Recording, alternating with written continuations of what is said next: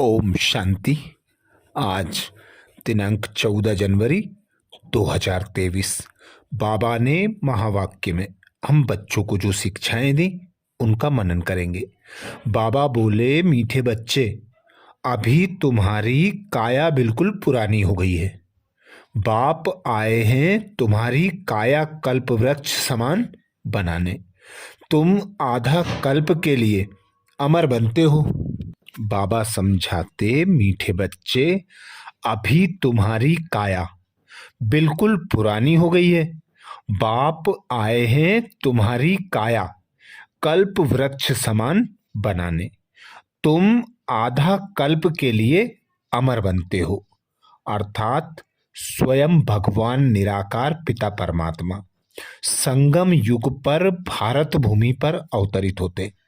ब्रह्मा मुख द्वारा हम बच्चों को अपनी संतान एडॉप्ट करते। तो बाबा कहते, अभी देखो तुम्हारी काया बिल्कुल पुरानी हो गई है। 63 जन्म लेते लेते माया के वशीभूत होते होते तुम बिल्कुल पतित बने और पूरे 84 का चक्र लगाकर अब यह अंतिम जन्म है।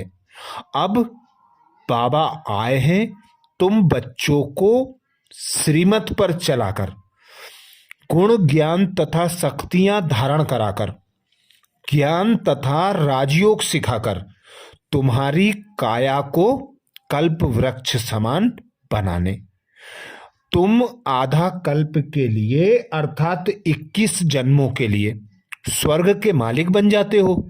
ना वहां तुम्हें कोई दुख होगा, ना अशांति होगी, ना कोई रोग होगा, ना अकाले मृत्यु होगी। तो तुम बच्चे बन जाते हो 21 जन्मों के लिए अमर। इसीलिए बाबा कहते हैं, फिर मैं सम्मुख आया हूं सभी को सद्गति देने। माया रावण ने सभी की किस्मत बिगाड़ दी है, तो बिगड़ी को बनाने वाला जरूर कोई चाहिए।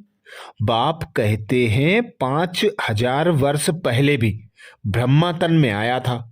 मनुष्य सृष्टि जरूर यहां ही रची होगी। यहां आकर सृष्टि को पलटाए काया कल्प वृक्ष समान बनाते हैं। अब तुम्हारी काया बाबा कहते बिल्कुल पुरानी हो गई है।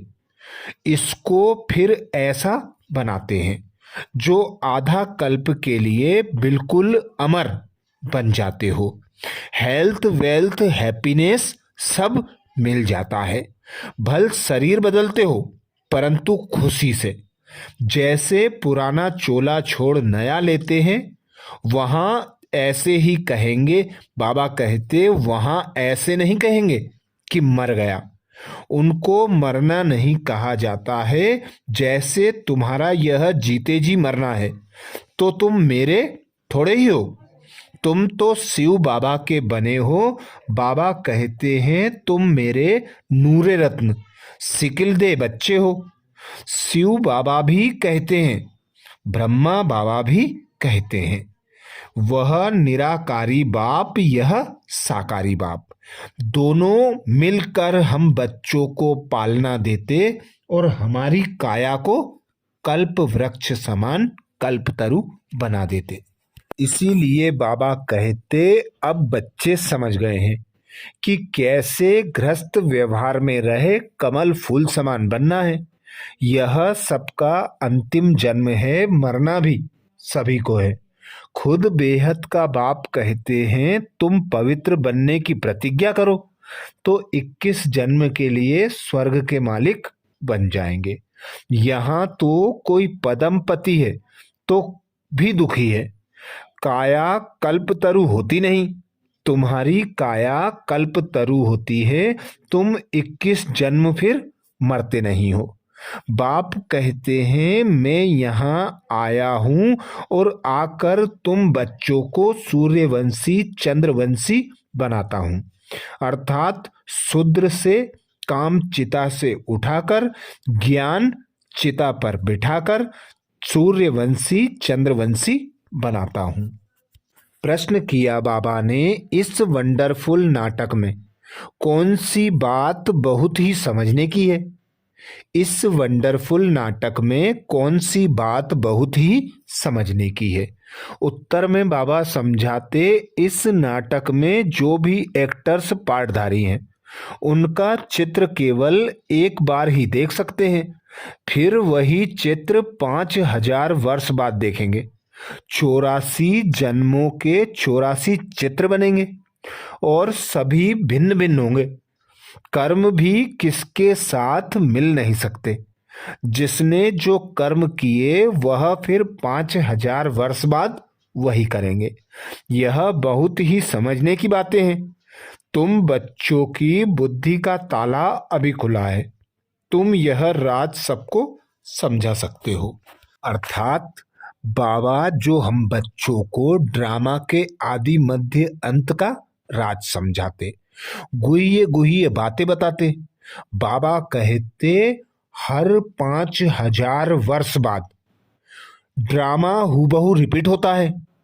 जो अभी तुम पार्ट बजाते हो अर्थात कर्म करते हो, ऐसे ही हूबहू कर्म तुम 5000 वर्ष बाद फिर दोबारा करते हो। तो ड्रामा हूबहू रिपीट होता है जिसका समय 5000 वर्ष होता है, अर्थात 84 जन्मों का चक्र पूरा होकर फिर पुनः रिपीट होता है। यह बातें समझने की है और समझेंगे वही बच्चे जिन्होंने कल्प पहले समझा था। बुद्धि का ताला भी उनका ही खुलता है जो बच्चे ब्रह्मा मुख वंशावली ब्राह्मण बनते। गीत सुनाया बाबा ने, भोलेनाथ से निराला कोई और नहीं। ओम शांति। आगे बाबा समझाते, अभी तो सभी सांवरे अर्थात काम चिता पर बैठने से काले हो गए हैं। अब तुमको काम चिता से उतारकर बाबा ज्ञान चिता पर बिठाते, विष का हथियाला कैंसिल कराकर ज्ञान अमृत का हथियाला बांधते। तो बाबा कहते, सबको समझाना चाहिए कि हम पवित्र बनकर पवित्रता के सागर पिता परमात्मा से स्वर्ग की राजाई प्राप्त करते हैं। तो सभी को समझाकर ऐसा अनुभव कराना है कि हम शुभ कार्य कर रहे हैं। किसी को भी बाबा कहते गलत नहीं कहना है। ब्रह्मा कुमार कुमारी को मूत पलीती नहीं कहेंगे। बाप कहते हैं तुमको गंदा कभी नहीं बनना है। आगे चलकर ढेर आएंगे, कहेंगे यह बहुत अच्छा है। ज्ञान चिता पर बैठने से तो हम स्वर्ग के मालिक बनेंगे। अक्सर ब्राह्मण ही सगाई कराते हैं, तो तुम हो सच्चे सच्चे ब्रह्मा मुख वंशावली ब्राह्मण। राजाओं के पास भी ब्राह्मण रहते हैं, उन्हों को राजगुरु कहा जाता है। आज कल के सन्यासी भी हथियाला बांधते हैं। तुम जब यह ज्ञान की बातें सुनाते हो तो लोग बहुत खुश होते हैं, झट राखी बंधवा लेते हैं। फिर घर में झगड़ा भी होता है, बहुत कुछ सहन करना पड़ता है। बाबा कहते हैं यह कल्प कल्प की बाजी है। जो जितनी सर्विस करेंगे उतना पद पाएंगे। तुम हो बेहद के रूहानी सोशल वर्कर। तुम सुप्रीम रूह की मत पर चलते हो और ऐसे श्रेष्ठ कर्म करते हो, ऐसी अच्छी अच्छी पॉइंट धारण करते हो कि काल के पंजे से छूट जाते हो। वहां मृत्यु का बाबा कहते नाम निशान नहीं होगा, क्योंकि यह है मृत्युलोक, वह है अमरलोक। यहाँ आदि मध्य अंत दुख है, वहां दुख का नाम निशान नहीं रहता। आगे बाबा कहते तुम हो गुप्त शिव शक्ति सेना। तुम्हारे पास कोई हथियार आदि नहीं है। देवियों को बहुत हथियार दिखाते हैं। यह सब हैं ज्ञान की अर्थात समझने की बातें। यहाँ है ही योग बल की बातें। तुम योग बल से विश्व की बादशाही लेते हो, बाहुबल से मिलती है हद की राजाई। बेहद की राजाई बेहद का बाप ही आकर देते हैं। तो बाबा कहते एक बाप को याद करो, याद से ही तुम पवित्र बन पवित्र दुनिया के मालिक बन जाएंगे। बाबा कहते हैं लड़ाई की कोई बात ही नहीं। मैं कैसे लड़ाऊंगा? मैं तो लड़ाई झगड़ा मिटाने के लिए आया हूं। फिर इनका नाम निशान भी नहीं रहता, तब तो परमात्मा को सब याद करते हैं, कहते हैं मेरी लाज रखो। फिर भी एक में निश्चय नहीं तो और जगह भटकते रहते हैं, कहते हैं हमारे में भी ईश्वर, फिर अपने में भी विश्वास नहीं रखते, गुरु करते हैं। जब तुम्हारे में भगवान है तो गुरु क्यों करते हो? यहाँ तो बातें ही निराली हैं। बाप कहते हैं कल्प पहले भी ऐसे ही आया था जैसे अब आया हूं। अब तुम जानते हो रचता और रचना के राज को।